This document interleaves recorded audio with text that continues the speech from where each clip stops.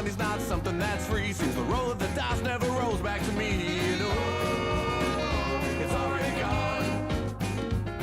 A bird in my hand, 2 cans in the other, start spinning around. Now here comes another, and it's already gone. And here comes the feeling when you don't got nothing, and all you wanna do is get up and start running. You can't hang long 'cause you know it's gonna start up again. Here's one thing that I know for certain, is life's too short to be worried about you hurting for long. Oh, it's already gone.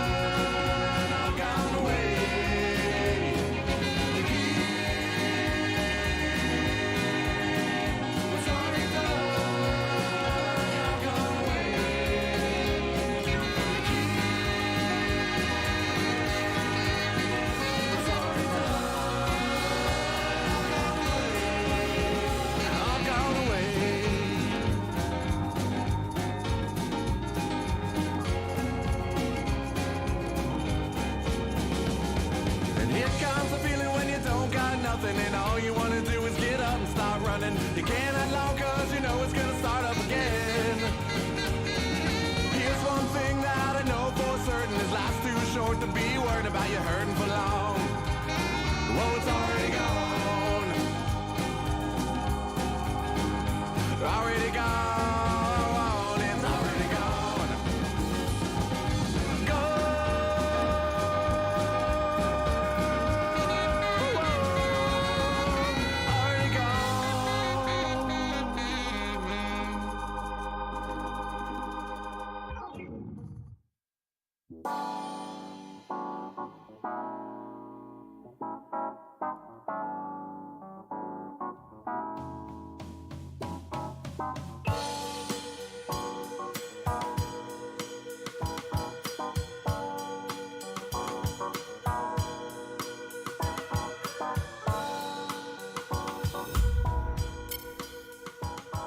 What is up, Jags fans? Can we get a Duval in the chat? What a season. Listen, we're not going to let the result of the divisional round against the Chiefs bring us down. Yeah, we wanted to win. But what a great season it was for Jags and Jags fans everywhere. I mean, just from this channel, we know that Jags fans live everywhere. The expectations for the season were 6 to 7 wins, 8 wins maybe, to make a run in the playoffs, win the AFC South. We are pumped, and we are celebrating it because we have so much to build on. We're going to be looking at maybe what went wrong in the game. We're going to be looking at to the future of the Jags, what may happen in this offseason, what we would like to see happen in the offseason, and then just everything else. What I really want to hear from you guys, because this is a live show, and I'm not set up here. I like to be kind of centered here. Okay. What I want to hear from you guys is, what were your favorite moments and parts about the season? Now, the obvious ones was the playoff run, but like, what were your favorite moments from the season? Maybe individual moments, maybe collective. Get in the chat. This is a fan show. I love to hear you guys' opinion on this whole thing.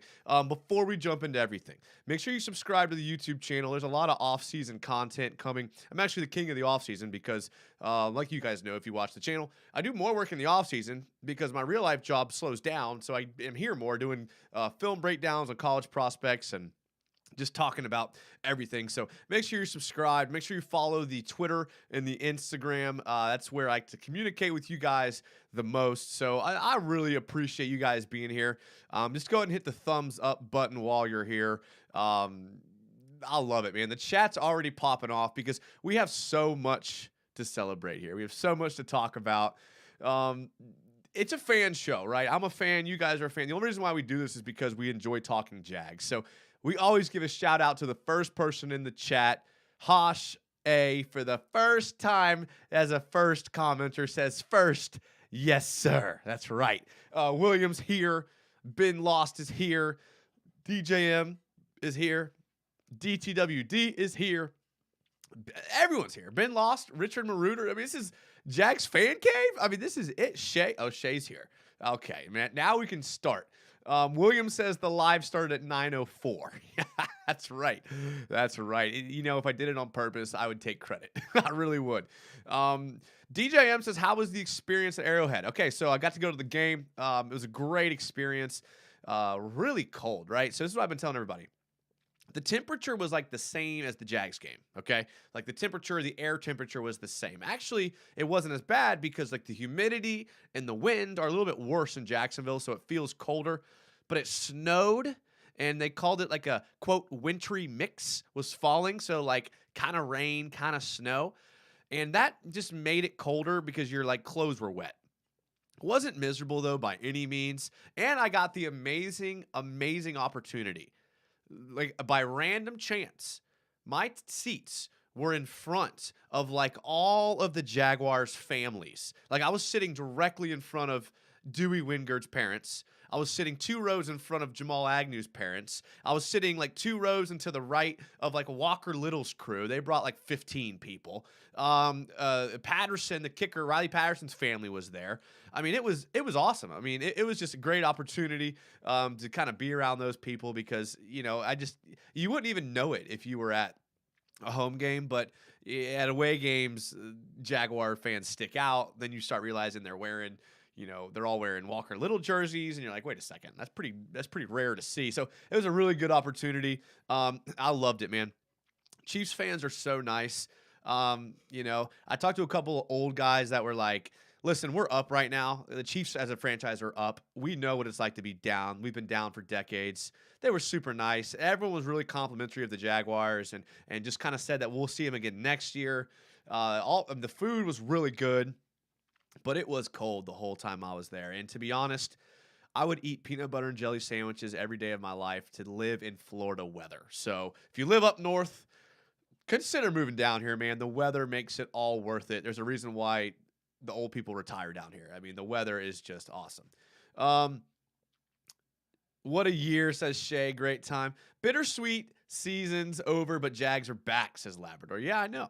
I mean, there's a couple. Listen, the tale of the game was the tale of the season, right?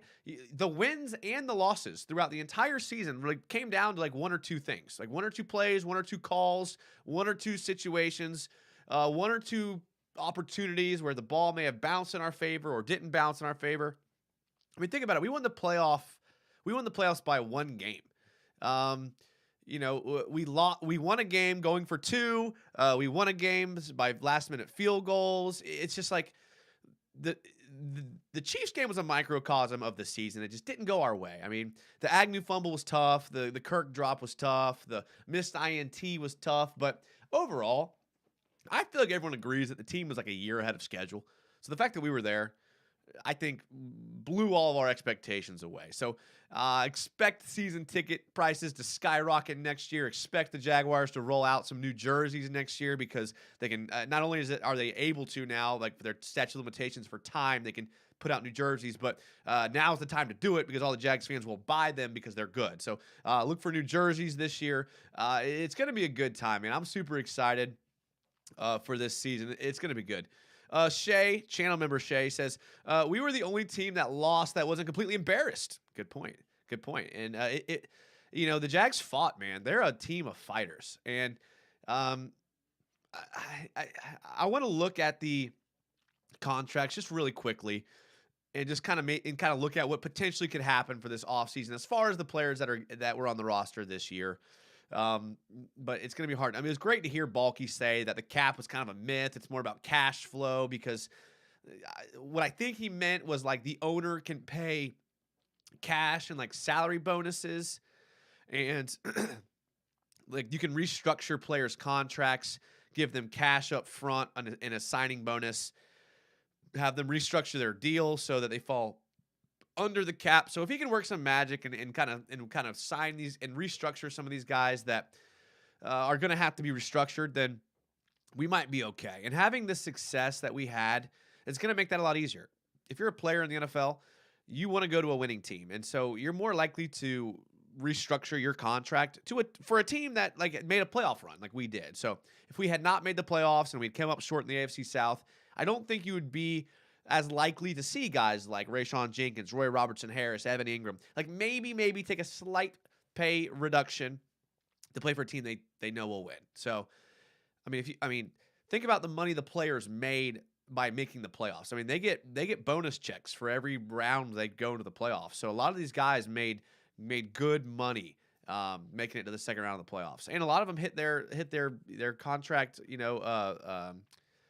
incentives. So that's good. Sea Breacher, channel member, says, we have a top 5 quarterback who's 23 years old. When's the last time we had that? Life is good right now, and I'm very thankful. I can't think of a single time we had a top 5 quarterback.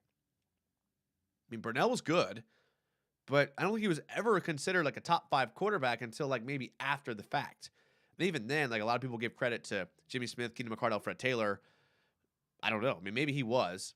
Sean Clement says, next year I hope some of the old timers from the past roster spend time at the sports bar during game day. I can't be outside during the day due to skin cancer, so I hit places like Chubby's. Sean, hit me up on Twitter, man. I live really close to Chubby's. We have our own places that we go to. We'd love to catch you at a game for sure. Prayers up for the skin cancer, man. Hope everything goes well there. One thing I did forget to mention is that all of these shows go up as a podcast. And the reason why I just now remembered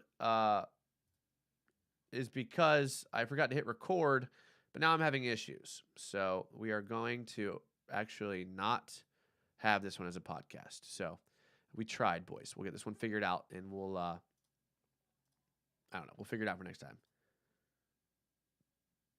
Okay. Over that. All right. So scratch the whole podcast idea. BT says, thanks for all the commentary and film breakdowns this season. Of course. Long-time listener, first time on the live show. Oh, awesome, BT, man. I'm so glad that you watch it. Man, got a lot of love in Kansas City, man. Got a lot of love, and it was awesome. Went to the Jags, Bold City Brigade party. Shout out to Bold City Brigade, man, and especially Bold City Cap.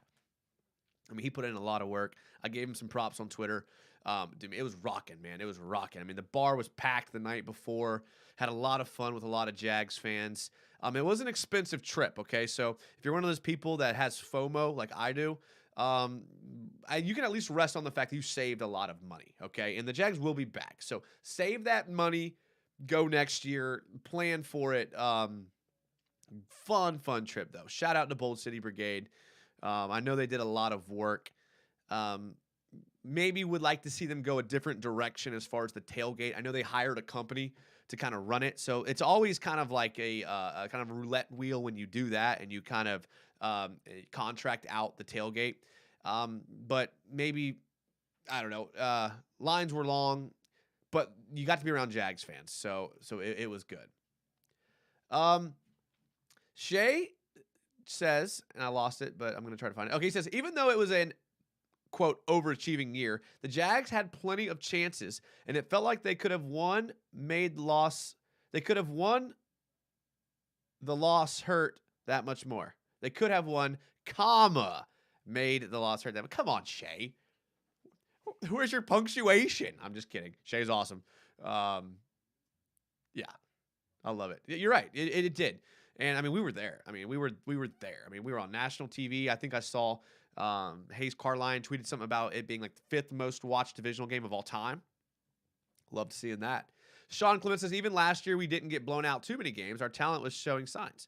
Ron Beedry says, Baalke said it's easier to restructure contracts than it is to re-sign your players. I mean, that makes sense for sure.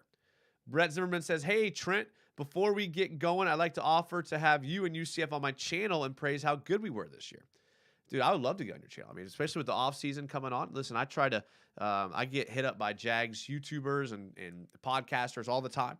I would love to be a part of it. So, yeah, hit me up. We'll get something on the schedule.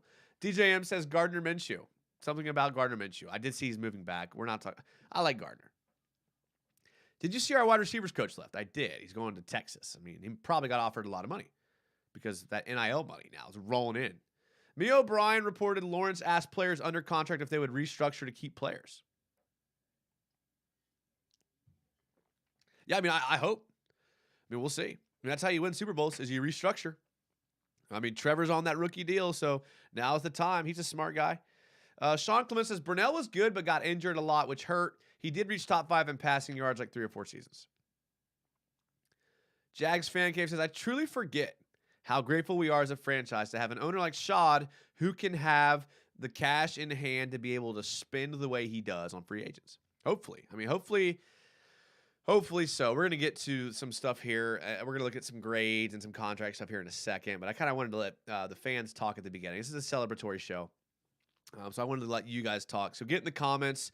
I still haven't seen someone say their favorite moment from the season. I want to get your favorite moment from the season. If you can like identify one specific special moment, put it in the chat. Like that's what I want to hear. I mean, this is a fan show, man. This is like for fans. This is like the only forum I know of besides like online message boards where like fans can just kind of like go at it. Okay. And I'll give you props, I'll give you a stage to say what you want to say. So say what you want to say, or say what you need to say, in the words of John Mayer. Carson Shack says, what up, Carson Shack? I miss Carson. I do. I mean, it's funny, Carson. When Joni's in town, me and you talk all the time, and then Joni leaves, I don't hear from you. That's crazy. Crazy. Food for thought. He does say Jags are here, though. Okay. DJM says, just kidding. I love that guy. Don't know who you love. Robert Lamison says, UCF made it on the Jaguars Bleacher Report. I'm not trying to rain on UCF Jaguars parade. At all, because I think that's amazing, and you guys know I love UCF Jaguar. I go on his channel like once a month, but I've made it on Bleacher Report, so that's all I'm gonna say. That's all I'm gonna say. All right. Shay said, I remembered an early show where we looked at the cap and we cut Rayshon and Agnew. I think that might be different now. Okay, we'll just quickly listen. Quickly, we're gonna glance over at the contracts. Okay, quickly, boys. I wanna hear from you guys. Okay. Here's the problem, okay? I don't know if you can see this, but right now, this is not re-signing Juwan Taylor. This is not re-signing Evan Ingram. We are $30 million under the cap next year. That's the reality of it. And listen, I know the cap's a myth. That's the big thing right now, okay? This is the reality of the situation. We're $30 million under the cap. So, not restructuring, just cutting. If we cut Shaq Griffin, okay, we cut Rayshon Jenkins, we cut Roy Robertson Harris. Okay. Shaq Griffin, everyone pretty much assumes we're going to cut. Jenkins and Roy Robertson Harris, I would love to bring back on a restructured deal.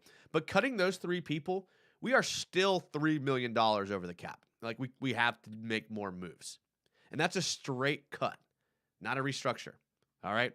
If we get down to Jamal Agnew, we cut Jamal Agnew. Now we're reaching over the cap. So, listen, this is what I'm trying to say. And this is with the cap going up. For all of you that are going to say the cap's going up next year, Spotrac accounts for that, okay? This is the $20 million increase we're expecting for next year's cap. Cutting those 4 players still only leaves us $1.5 million over the cap. That's not enough to sign even the rookies in the draft, okay? So you're like, well, you didn't talk about the guys that are obvious, like Clavon, okay? We cut Clavon. We coming down here, Shaq Quarterman, all right? We'll cut Shaq Quarterman. Daniel Thomas, we'll cut him. A lot of people think we're going to cut him. Some of these other guys, these guys are kind of getting into like minuscule amounts of money where you're going to have to re-sign guys anyways for those same contracts. So even with all of that done, you come in at $5 million over the cap. And that's not enough to re-sign Juwan Taylor. It's not enough to sign Evan Ingram. So you're looking at some major changes that are going to have to happen. I mean, that Calvin Ridley contract is big. That Kirk contract's big. That Cam Robinson contract is big. That that Lucan contract, those are big numbers. All right, big numbers. Just for funsies, if we cut Fatu Kasi, we don't save any money. So before anyone even talks about that, we don't save money by cutting Fatu Kasi at all. We're gonna have to get real creative with this cap. We really are. So listen, I want everyone as much as you guys do. But those are the numbers. Those are the numbers. And they talked about on the local radio today, the average change of players on a roster is about 16 per offseason. That's the average. So, I don't know. Sean Clement says, okay, and there's a lot of comments in here. So if I missed your comment, hit it again, and I'll try to get to it. Sean Clement says, I think the Ravens game was the wake-up call. Labrador says, favorite moment was the 2-point conversion for the win versus Baltimore. That was epic. I think that was massive. I mean, that's what I was talking about earlier. Like, that play, that singular play, perhaps changes the trajectory of this entire season. Because if they don't win that game, they don't make the playoffs. If they don't make the playoffs, they don't make it to the divisional round. If they don't make it to the divisional round, none of us are feeling as good as we are now. So that singular, you can go back to that one play, or you can go back to the one Riley Patterson field goal against the Titans. Like, one moment. But then it goes the other way, right? Against the Commanders. You can look at one play in that game. We were up the entire game. We had like a +4 turnover differential in that game. Like, what in the first half, or anyways. Robert Lamison says, doesn't the salary cap go up next year? Yeah, Spotrac accounts for it, because right now, according on this says team cap $221 million. This last year it was $201 million. So this is accounted for the $20 million boost that they're already saying is going to happen. Sean Clement says Sheriff needs to be replaced. Shay says my favorite moment was giving high fives and hugs to coaches and players after the comeback Chargers win. Incredible atmosphere in that stadium. Shay probably has some moments, man. Shay is privy to some opportunities that the rest of us aren't, but the good news is that Shay's here to let us in on that. So thank you, Shay. Seriously, from the bottom of my heart, thank you for being a channel member. Thank you for giving us some of the inside scoop. Mr. Chime says cut Foley. I showed you. We actually lose money on the cap by cutting Foley. Debo says they're going to restructure a lot. If they don't agree to the restructure, then it's bye-bye. Foley isn't worth his contract, but the way his contract is set up, now maybe he's the guy they restructure, because the way his contract's set up is like his dead cap is higher than his salary next year. Foley Baylor played. Cut Sheriff. He didn't perform to an all-pro level. Okay, I'm not gonna flip the screens, but let me just look at what happens if we cut Sheriff. If we cut Sheriff, like Foley, we lose money on our cap. So Sheriff's here next year no matter what, unless you restructure him, which he won't. Can Khan just give Ingram $30 million worth of bonuses? Ingram, if you have 3 catches, you get a $30 million bonus. That's what he should do. Take $1 million salary. I'll see Breacher. I like it. DJM says, my favorite moment this season was the win against the Cowboys. I live in Texas and was clowned for being a Jaguars fan.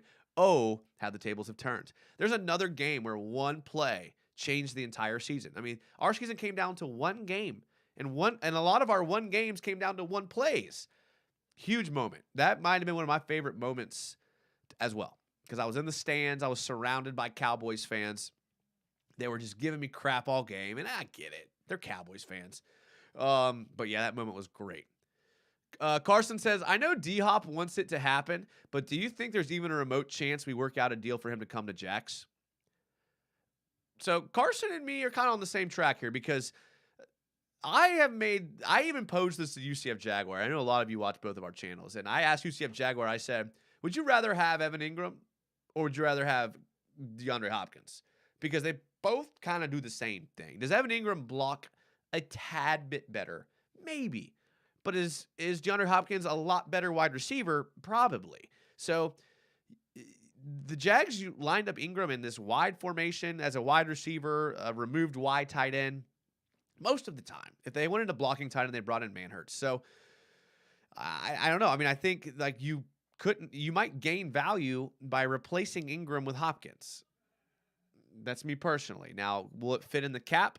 That's going to be the tough question. Baalke's got some work to do. Brett Zimmerman says, my all-time favorite moment was handing the Cowgirls a loss off of a pick, and my big brother is a diehard Cowboys fan, and I berated him and told him that we've made it further than the Cowboys have in years. Yeah, the Cowboys looked terrible. Like the Cowboys look bad. The Bills look bad. You know, shout out to the Jags. Sean says, we can draft and sign an undrafted free agent, tight end, and find gems. Ingram is going to go to the bigger teams after his big season. C. Breacher says, my favorite moment was the first Colts game. I like that. Let me see here what happened in that game. That was the game that we won 27-34. Or no, we lost 27-30. Oh, no. We won 24-0. Okay, my bad.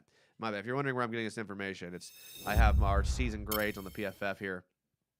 Because everyone's like, oh, PFF sucks. Well, Maybe.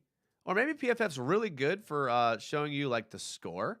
Kind of gives you a general idea of how they did in each game, right? Like the run game in the Commanders game was one of the highest of the season, right? The pass game in the Titans week 14 was one of the highest of the season. We come down here, the defense in the the Texans game week 17 was the highest of the season. Like, yeah, you may hate PFF, but it does give you like kind of a snapshot of what happened here, right? And you can see the team definitely, I don't know if you can see everything, but from week 14 Titans, when we started our win streak, you see a high grade happen from the rest of the season. So, I mean, makes a lot of sense there. You know, we can even flip over to like the offensive grades here. And the offensive grades are great because not only do they tell us that our highest rated player was Trevor Lawrence and Travis Etienne, but it tells us how many snaps they played. 1,200 snaps for Lawrence, 750 snaps for Etienne. One thing that I think is interesting to look at, Jamal Agnew, because I know there's a lot of Agnew stands out there. And I like Jamal Agnew. Like, I do. Like, I talk about Jamal Agnew like almost every show, and I say almost every show I don't think he's going to come back next year. Like, he played in 154 offensive snaps. That's not good. That's like 10%. 10% of the offensive snaps. You don't re-sign someone who plays in 10% of your offensive snaps. No GM does that. He has the kick return value. He does have the kick return value. And lucky for him, his kick return value really was exposed and spotlighted in the playoff game.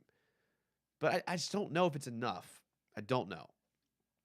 Like I said, like you free up a lot of cap space by cutting him. And if I'm Jamal Agnew, I'm not restructuring because he's going to go out and get similar money that we paid him this year to play somewhere else. So, you know, good for him, right?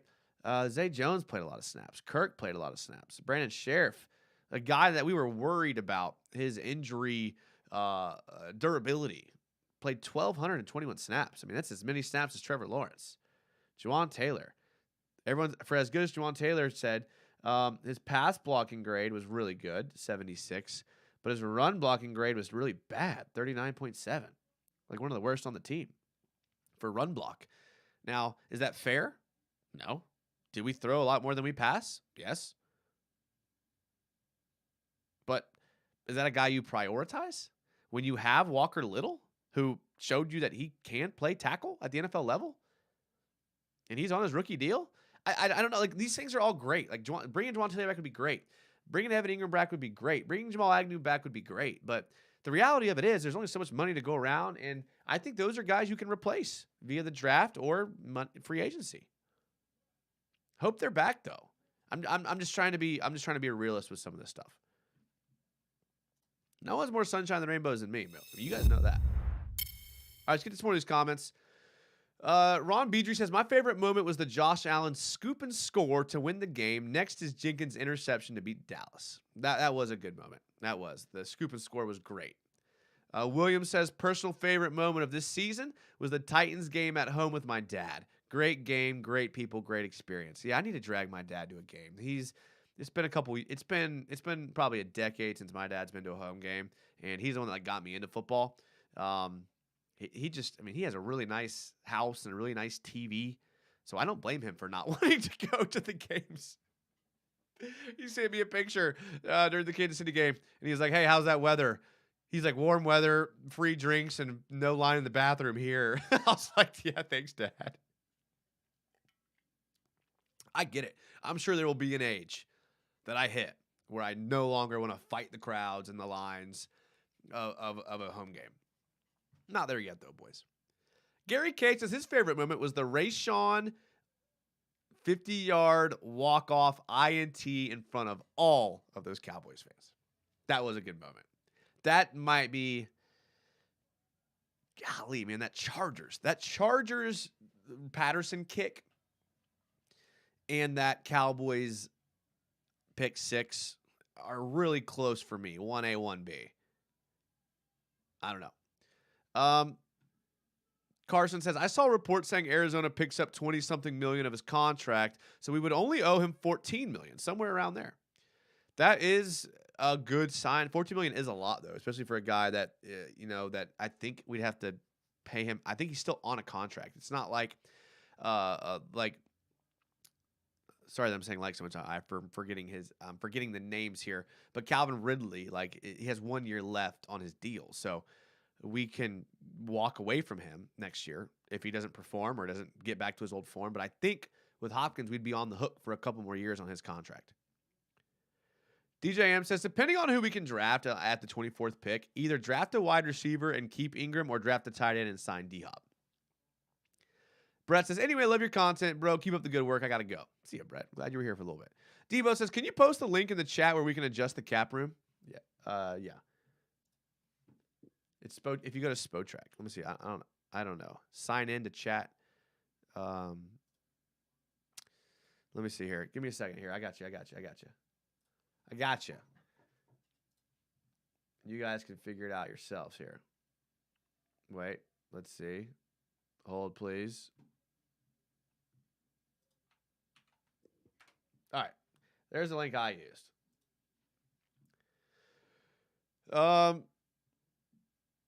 Seabridger says, if we can bring Ingram back, what are the biggest positions of need?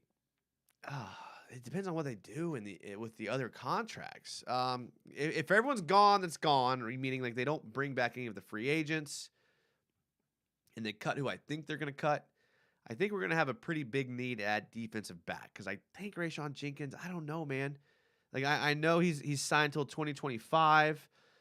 So, but you save $6.8 million if you cut him. Like you can replace him, I think, for less than that, which means he's a candidate to get cut. I think defensive back, but if Rayshon comes back, then you're at interior defensive line, unless you can get Roy Robertson Harrison back, right? And again, he's on, you save about $7 million, closer to $8 million if you cut him. Can you replace him for $8 million? Well, you combine his 8 and you combine Rayshon's 7, and you're looking at, a good chunk of money. You can go get a guy like D-Hop and draft a D lineman and draft a safety. I don't know. Besides that, I mean, I think they probably want to bolster the interior offensive line just because you're still going to have those injury concerns with Sheriff. You have Barch coming back. I mean, Shatley's deal is kind of heavy. I think he's a free agent, so I don't know if he comes back or not. I mean, I'm sure they'll try to get him back, but I don't see. Oh wait, no, Shatley's signed until next year. You don't save. Actually, you pick up about $2 million cutting Shatley. So I mean, I don't know. It depends on what they do there as well.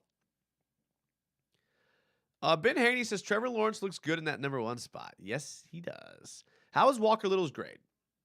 Let's take a look here. Walker Little played in 13 games. This is Walker Little right here. 13 games, 369 snaps. That's not a lot of snaps. 61.7 offensive grade, 62.7 pass blocking grade, and a flat 60 run blocking grade. So not terrible. He did play well, I thought, at the end of the season. I thought he played well enough to warrant starting next year. Especially because of the Juwan Taylor contract. I mean, technically his overall grade was better than Brandon Sheriff's and Ben Barch's. Barely. I mean, they were all about this, and Shatley. So this just kind of goes to show you that they all did their job because they all were about the same grade. Probably the way this Jags scheme is set up. Even looking at a guy like Juwan Taylor, I mean, he's only 0.5 below them. So obviously the way the Jaguars offense is set up, you're going to get your linemen's grades around here. Cam Robinson actually scored pretty well as an outlier here with a 74.8 pass blocking grade. So not bad there.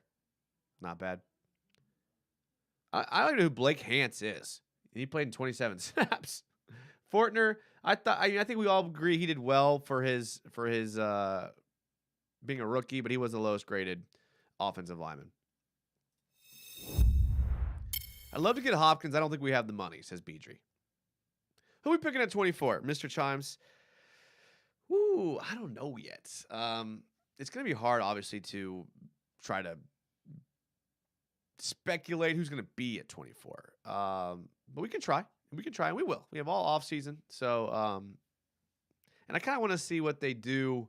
I don't know. Kind of want to see what they do with some of these contracts first. Nick F19 says, my first round targets are Devon Witherspoon, but I don't think he falls to us. Safety / nickel Brian Branch from Bama. Michael Meyer in the first. If we go cornerback round 1, then Musgrave or Kincaid at tight end round 2. Okay. Can we talk about our draft pick for just a little bit, Rico? I mean, I feel like, I don't know. Like, tell me who you guys want. I don't know much about it. Like, I don't know. Like, I haven't even looked at the projected who's going to be there. The season just ended. I haven't even. Actually, I have a video coming out, and we're 35 minutes in, so I don't have to worry about people poaching this idea because it's late enough into the video where people aren't going to be watching unless they're like real fans of the show. But like within the next 2 days, I'm putting out my Jaguars top 10 plays of the season video, and I haven't put out like a pre-recorded video in a long time. That's kind of actually what separates me from every other Jags YouTuber, because all of my shows are live. They're all live shows, and there's not, I don't think there's not as much money in that, because if I were to put out these 5-minute videos every day, you guys would watch them, but that's just not who I am, man. And like, I wish I was, but I'm just not that person. I'm a man of the people. I like to talk with you guys. So glad you guys are here. But I am putting out my first like non-live video here this week, and this is gonna be the top 10 plays. So it should be good. I'm actually having a hard time picking the top 10 plays. And the Jags had like 12 takeaways this year. I think it was 12, or is it 12? I think 12 or 27. I know those are two random numbers, but I think it was one of those. Let's look it up here. Jags 2022 takeaways. This is gonna bring up like a Jags a Gen Jag article about the takeaways from. Oh yeah, no. YouTube. I know you guys can't see it. Here, hold on. Give me 1 second. I know this is not a very well done video here, but I want to get my numbers right. Stats, whatever. We'll show you guys.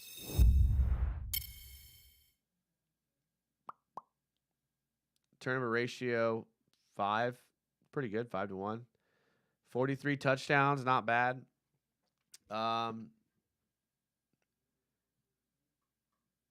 Is there a way to look at defense?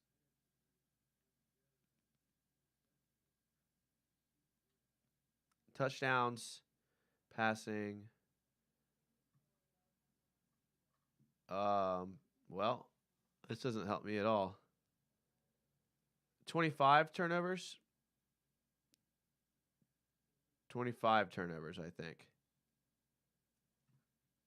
View all team stats. Why do they make it so hard? I don't want to make it so hard. Okay. All right. Well, someone look it up for me, please. I'm obviously like having problems here. The entire 2021 free agent class could be gone after this season. Yep. I forgot what happens first. Is it free agency or the draft? So there's like if you're cut before, is it July 1st or June 1st, then you save money. So usually the right thing to do is to cut people before the draft. Most teams do that, but there are instances where they're cut after.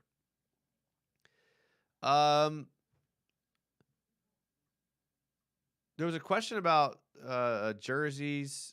I think we get new jerseys. Yes. Shay, how about that Fortner playing the entire year with minimal noticeable drop off from Linder? He will only improve. That's a good point. I think everyone's pretty happy with Fortner. Is Calvin really accounted for in that cap for next season? Yes, Lamison, he is. He is. And because we're paying him basically what he's going to get in the last year of his deal.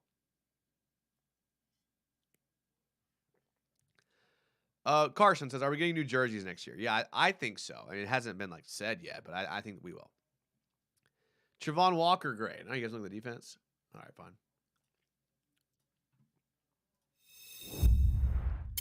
All right, so we look at the defensive grades. Shaq Quarterman leads the team, but only 22 snaps. Something's got to be said for someone that makes the most of his snaps, which is good for him. 27 takeaways, says C. Breacher. All right, great. Thank you. Thank you, C. Breacher. Appreciate you for looking that up. Shaq, I think, will be gone, but good for him. Hopefully gets a shot somewhere else. Josh Allen, our highest rated actual player, with an 84.7 grade. 77 total pressures. I mean, that's more than the next closest person by a lot. I mean, Arden Key had 51 on 541 snaps. It's a great ratio, but that's why he was brought in. Trevon Walker down here with 43 pressures. So 77 pressures, like the most by any player by a lot. 7 sacks, 21 quarterback hits, 49 quarterback hurries, 2 batted balls. My circles are getting worse. 43 tackles, 19 assistant tackles, 7 missed tackles, and he missed 10.1% of his tackles, which is actually not terrible when you look at guys like Juwan Smoot, who missed 30% of his tackles, or Devon Hamilton and Arden Key, who missed 12 and 14% of their tackles. So pretty good there. Tyson Campbell, this is like where PFF kind of doesn't tell the whole story because he's probably was our best defender. He was not targeted at all. I mean, the fact that he was only thrown at like a few times just tells you all you need to know. Dewey Wingard, another guy who made the most of his snaps, but again, the 223 snaps, not a lot. Arden Key, Devon Hamilton, I thought played pretty well, but I think he might be a cap casualty because of what they asked him to do in the defense. Gregory Jr., 18 snaps. Aluakon, one of your best players again. He's up there with Tyson Campbell. Really good player. Cisco, Darius down here. So, I mean, Shaq Griffin down here. I mean, not terrible. Defense definitely needs to improve, but in a league where the defense isn't like as valuable as the offense, I could see them like kind of making business decisions with some of these guys, trying to replace them with cheaper players. Debo says June 1st is the day. So if they're cut before June 1st, you save more money. Like some of their money or contract kicks in if they're on your roster after June 1st. So these guys, they cut them before June 1st. So typically they do it before the draft. Free agency, then draft, says Lamison.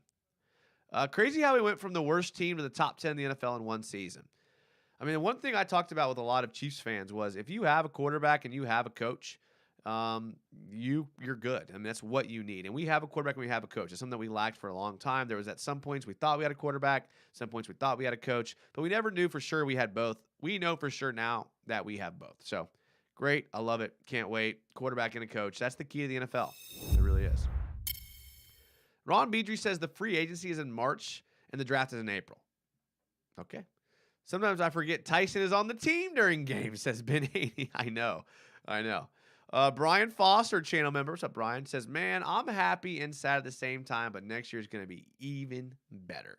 Well said. That's simple and well said. That's exactly how I feel. KCG says, United, what a great year. We never gave up on this team, even when they were going through their growing pains. Excited for the future. Hawaii in the house. Casey, I got to admit, man, you and me have been there. We've been there from the beginning. We have. Shout out to you, Casey. Glad you're here. Appreciate you being part of the show all year. It's going to be even better off season. Matthew Asseltine, and forgive me if I say that wrong, says, can we move on from Shaq this offseason? I think it's a pretty much foregone conclusion that Shaq is gone next year. He knows it. We know it. Good. Good riddance. Love the guy. Probably a great person. Yeah. Josh Burns says, biggest team need, pass rush, defensive tackle, corner, wide receiver, offensive line depth. I agree with all those points. I don't know about receiver. I mean, there's just so much money tied up into it with Kirk and Ridley and Zay Jones. I mean, you're spending a lot of money on wide receiver right now. Is it still a need? Maybe you address it in the draft. Do you go out? I mean, you can't keep Ingram and go out and get a guy in free agency because Ingram is essentially a wide receiver. I mean, I know he's classified as a tight end, but for the sake of this conversation, for the sake of how he's going to be evaluated by Baalke and Peterson, is he's a wide receiver. The bottom line. Redjet 206 says Smoot nearly matched Allen in sacks with so many less opportunities. You're right, and if you look at the hard numbers, like that is right. But you got to keep in mind, like Allen's opportunity for sacks were a lot more likely on the plays that Smoot was in the game, right? They would bring Smoot in on passing downs, like obvious passing downs. Obvious passing downs are when guys like Josh Allen get their sacks. Like, do they get them on like random bootlegs or random plays on early downs? Yeah, they do. But most of their sacks come on those passing downs as well. So that's why you see guys like Smoot and Allen might be close and the same with Arden Key, because they're like pass rushing specialists, whereas Smoot doesn't give you very much value in run defense. Whereas, let's see. I can look at it right now. Smoot's tackling grade was 31.6. That's lowest on the team. His run defensive grade was 56.4. So his pass rushing grade was decent. And like you said, he got pressure and all that, but he became a pass rushing specialist, unfortunately. C. Breacher says, Nolan Smith is such a Trent Baalke guy, literally Clavon 2.0. I like Nolan Smith. I think he might go before the Jags pick. I know people are saying the second round, and again, I haven't done nearly enough research to say that with confidence, but the little bit I know about Nolan Smith, I could see him being the type of guy that kind of sneaks up in the draft a little bit. DJM says, Campbell and Ramsey cornerback duo would be elite, but I don't like Jalen's character. Yeah, me neither. Like, I'm good with Campbell. I don't really want Ramsey. And this is coming from someone that loved Jalen Ramsey was my favorite player in the NFL for a number of years. I don't want him. I just don't.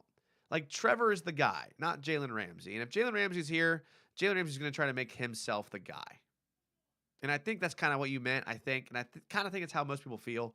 But I don't want this to be the Jalen Ramsey show. I like him. Good guy, good player. Going to be good somewhere. But this is not the Jalen Ramsey show. Matthew says, Ramsey doesn't hit like he used to. Tape is full of business decisions recently. Good point. Smoot was rushing well from the interior, though, says Nick F. Okay, all right. Red Jet says, yeah, I was meaning to praise Smoot more than to knock Allen. No, I know what you meant.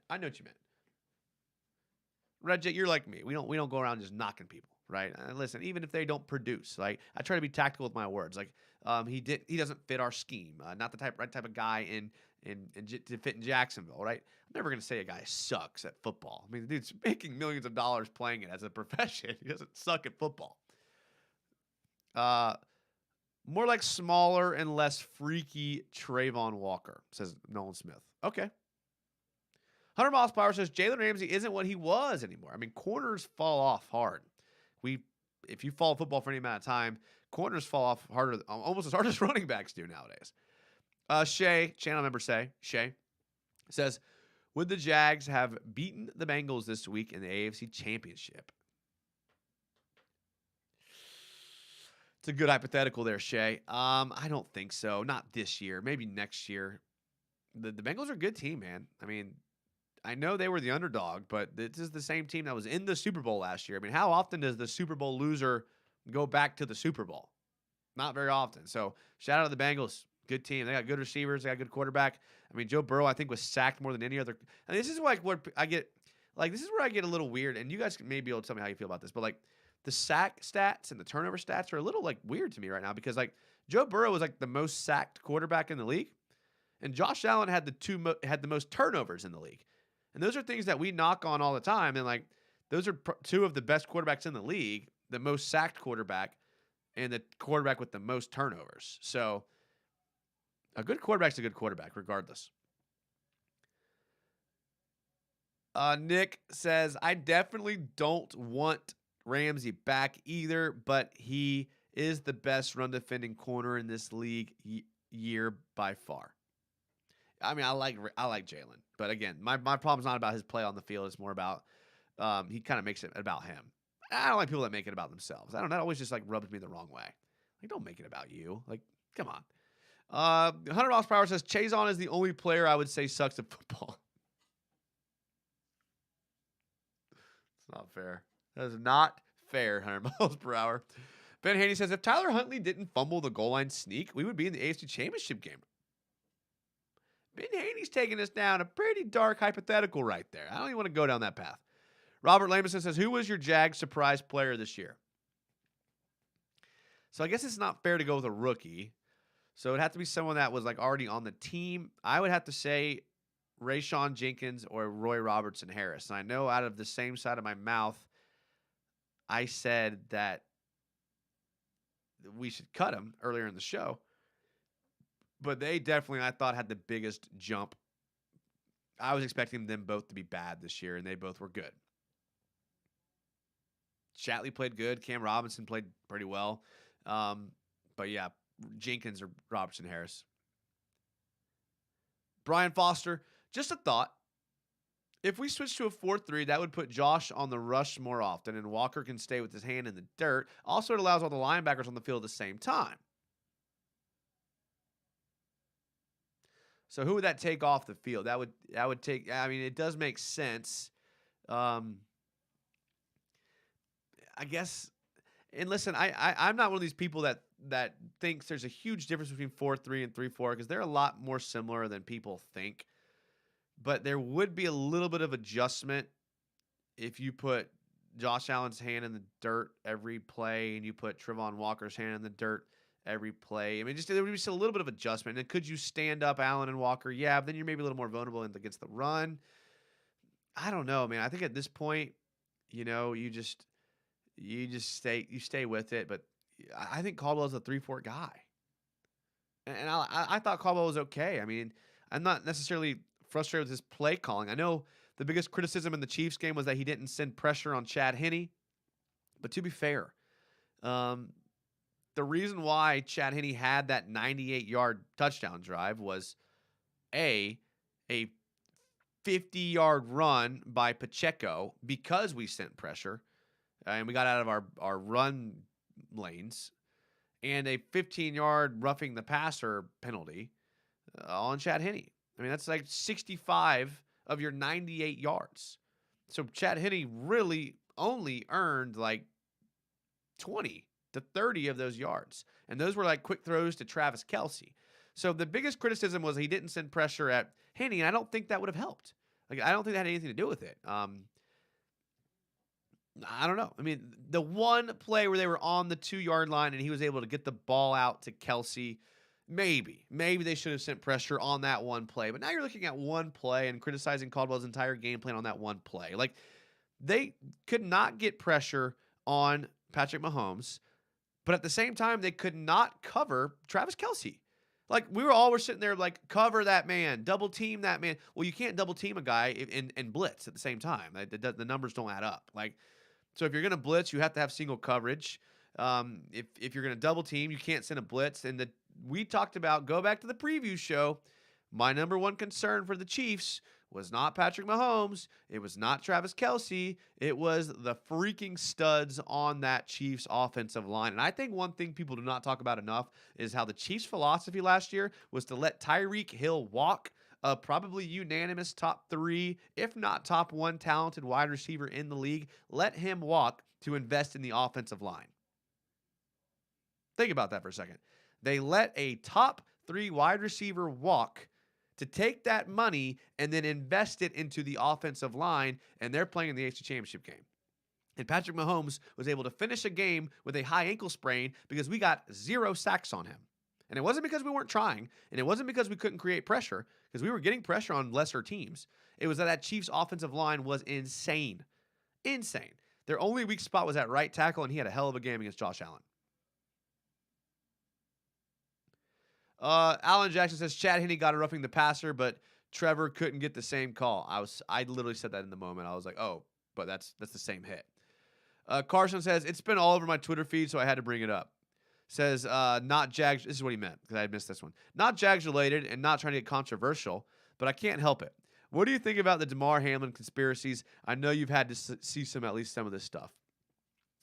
I mean, I've been interested. I've been like watching all the videos, but I think Damar Hamlin had another tweet today where he's like, what did he say? He said like a clone. I think it was him. I mean, that would be quite the conspiracy for him to be like dead and them having a fake person. Like, that would come out eventually. Like, you don't think his kid one day is going to talk about that, or his family? Like, it doesn't seem too realistic, but who knows? It is interesting. It's not controversial. I don't know. Ron Beedry says defense coordinator is a 3-4 guy. You can't expect him to change. Yeah. J.R. Fly says Roy Robertson Harris played at a dominant level for us down the stretch. He really did. Again, I like him. I like him. like I talked about with his contract, you save $7,700,000 if you cut him. Maybe he's worth that. Maybe he is. And maybe you can restructure him. That's just a big number. Big number for a guy. And same thing with Rayshawn Jenkins. Big number for a guy who kind of turned it on at the end of the year. And if they didn't wait till the end of the year to turn it on, then they wouldn't have had to turn it on because we would have been comfortably in the playoffs. So it's one of those like catch-22 things where it's like they played really bad at the beginning of the year and then really good at the end of the year. So it kind of averages it out to like an average season, but the recency bias makes it feel like that they were really, really good. See what I mean? And I'm struggling with this too. Like I'm not sitting here saying this is the answer. Like these are the things that Baalke's gonna have to think about. Like I mean, if we look at like their grades, you know, I mean, both of these guys, Roy Robertson Harris. I mean, it's the things like the tackling grade 35. Like that's horrible. You look at a guy like Rayshawn Jenkins 40. We changed for some reason the size was changed 40. 45 and a 53 grade. I mean, he played a lot of snaps and he was instrumental, but just this whole body of work was just, I don't know. Like at the end of the day, numbers got to match up. Ben Haney says this team should no longer build a defense to stop Derrick Henry. This team needs to build a defense to stop Travis Kelce. Well, they did. They drafted Lloyd and Muma and signed Aluakon. A lot of money to Aluakon. Not like this like passive money. Like they spent a lot of money on Aluakon and spent 2 of their first 4 picks on players that should have been able to stop Kelce. Now, the counter argument would be that Lloyd and Muma and Aluakon will be able to stop Kelce. And if you're one of these people that thought that we were a year ahead schedule, then maybe next year when they figure it out and they start playing together and they get another year to under their belts, they will be able to stop guys like Kelce. Maybe that's kind of what they did. You can have guys that stop Kelce and Henry. Robert Lambison says there was a couple times Trevor got hit or tossed after he was throwing the ball. Yeah, and he's so light when he gets hit or tossed. It just seems so dramatic because he's light. But maybe next year he'll have reached the status level of getting those calls. Because when you kind of emerge as like a top 5 quarterback in the NFL, you start getting those calls. And I think he has. So I think we'll see it. Cameron Boysberg, what up, Cam? Says, I'm late. I don't know if it was talked about, but what's the consensus on Caldwell? So I think I didn't have a problem with his game plan. Me personally, I thought he was decent. First year, I mean, considering it was his first year ever as a defense coordinator, I thought he did pretty decent, especially down the stretch. I mean, you look at how he did in the last game, couple games of the season, it was the defense that was bailing us out. So I'm okay with him. I mean, beginning of the year, we were talking about him getting like head coaching offers. So I still think he is going to be a guy that eventually becomes a head coach. He's a great coach. He needs to stick with the blitzes, man. He lost confidence in calling blitzes in the middle of the season, and that's when we kind of saw some of his losses. And then when he got the confidence back, the team played better. So just blitz. JR Fly says the Chiefs O-line now is a lot better than the Chiefs O-line last year. We found that out in the game Saturday. I believe in building up the trenches on both sides. Jags need to do like the 49ers do. The 49ers, yeah, that's fair. I feel like the 49ers are where the Jags will be next year. The Brock Purdy thing is interesting to me. I mean, we'll see. I mean, if Brock Purdy leads them to a Super Bowl, I mean, that's Brock Purdy's either way better than we thought or Kyle Shanahan's a way better coach than we thought. But one of those things has to be true if they win this week. Cameron says, I know Kelce always gets open, but that was excessive. That's true. But I mean, I don't think he had over 100 yards, did he? I mean, he had like 80 yards, 2 touchdowns. So they weren't all for huge gains. We also gave up a big gain to the backup tight end, Gray. I don't know. DJM says, hey, we're talking about how good we'll be next season, but what about the rest of the AFC South? How much of a problem will they be in the start of the next season? So I've been seeing some stuff on Twitter, DJ.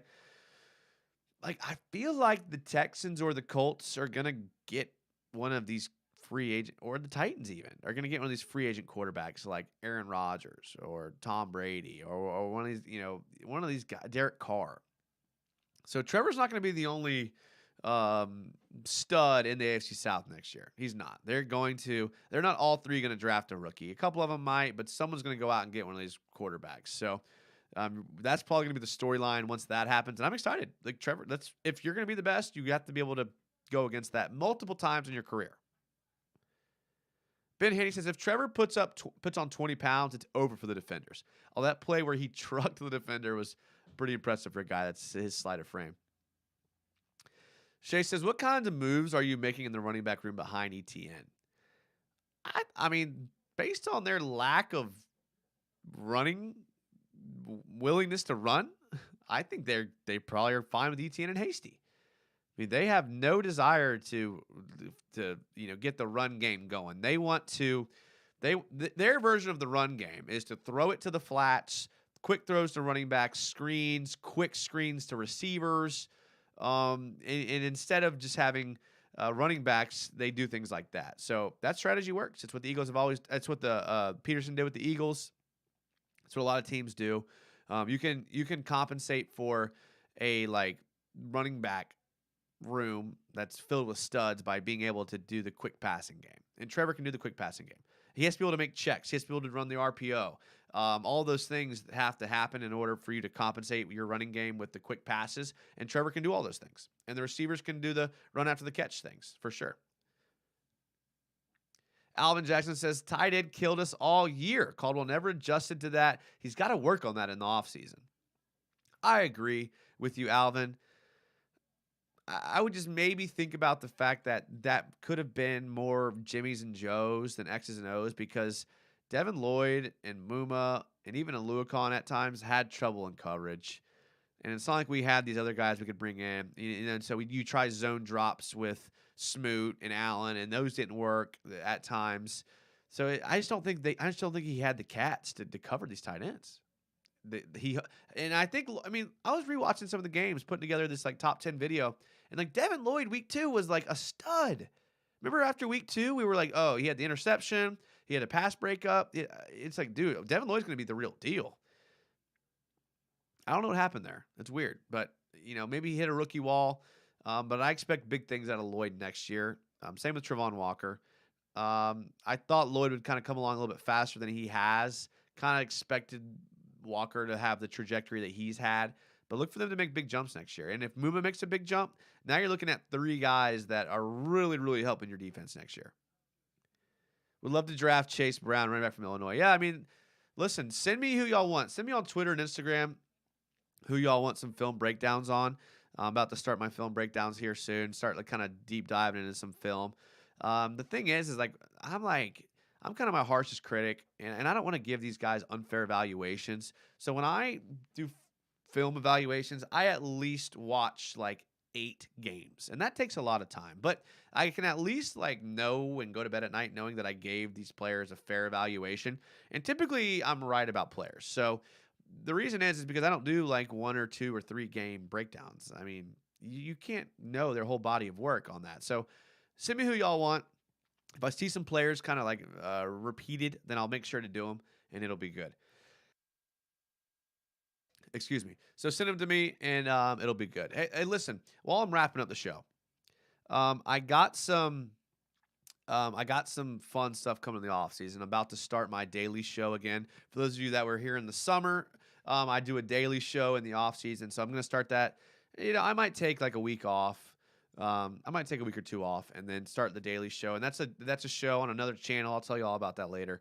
And it's a daily show, talks about all things sports. But just follow Twitter and Instagram and subscribe to this channel, and you'll get all information on that. And it's a lot of fun, and we can kind of talk about everything sports related. I'm actually a huge basketball fan, huge hockey fan, huge baseball fan. So I like to talk about all things. So this channel will stay dedicated to the Jaguars, of course, because my heart is with the Jags. But I'll tell you more about everything else. Some of you have probably already subscribed to my other channel. So it's going to be a lot of good things. I appreciate everybody being here. Had a lot of channel members here tonight. Had a lot of activity in the chat tonight. It was a lot of fun. So I appreciate it. Seriously, guys, I really, really do love you guys being here. Make sure to subscribe to the YouTube channel. Subscriptions help. And make sure to just like the video. I mean, that's free and easy, and it helps me a lot. So I appreciate you guys. I'm planning on doing a show. Nick Ludwig pops in at the end of the show and says he's late. I'm sorry, Nick. I'm sorry, man. I wish I could keep going. DJ M says Jags United in the morning. I love community. I love it. Yeah, it's a morning show. But hey, the Ridley film breakdown is coming. It's coming, Ron. So the Ridley film breakdown and the top 10 video is coming out this week and next week. And then everything else that's going. Thank you guys for being here. Subscribe to everything. Follow everything. Send me your players that you want on Twitter and Instagram, so I can remember of film breakdowns of college prospects that you want to see. And I will definitely make sure to get to that. Thank you again for being